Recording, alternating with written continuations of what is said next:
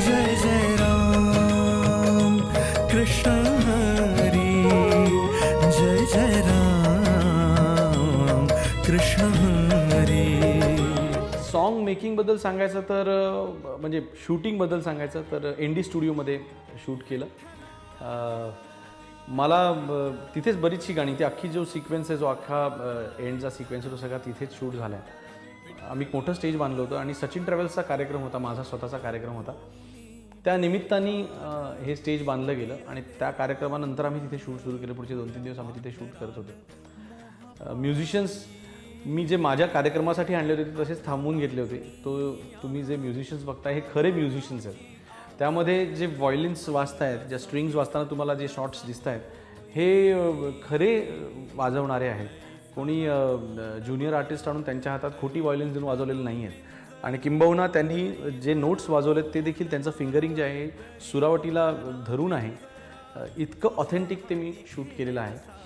संतोषने देखील खूप मेहनत घेतली. यामध्ये गिटार नावाचं वाद्य जे आम्ही नवीन बनवलेलं आहे, एक जन्माला या चित्रपटाच्या निमित्ताने जन्माला आलेलं वाद्य आहे गिटारा. एकतारा आणि गिटार ह्याचं मिश्रण करून हे वाद्य बनवलं आहे. तर संतोषने त्या वाद्याचा रियाज केलेला होता आणि जे अतिशय क्लिष्ट नोट्स आहेत ते देखील त्यांनी रियाज करून ते तिथे वाजवलेले आहेत, त्याचे क्लोज घेतलेले आहेत.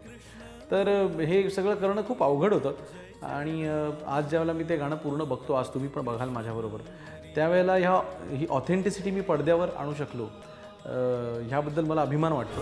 होनी बेभान सोडियले रान, खुळ्या पाखरान मोहापायी. कसं आहे, प्रत्येक गायक कुणा ना कुणाला तरी थोडंसं फॉलो करत असतो.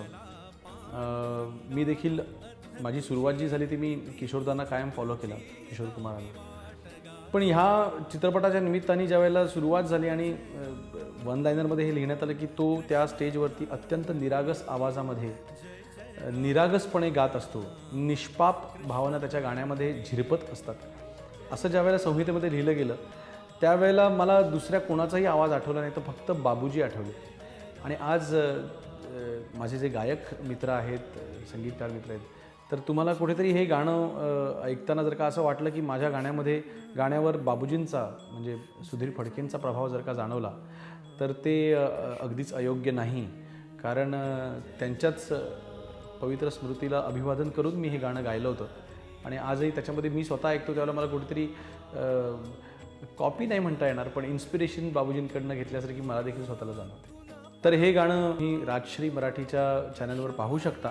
आणि हे गाणं तुम्हाला कसं वाटलं ह्याबद्दलच्या तुमच्या प्रतिक्रिया, कौतुक आणि जर का काही नाराज प्रतिक्रिया असतील, निगेटिव्ह प्रतिक्रिया असतील, तर त्या देखील ऐकण्यासाठी मी उत्सुक आहे. तर ह्या व्हिडिओच्या खाली त्या नक्की द्या.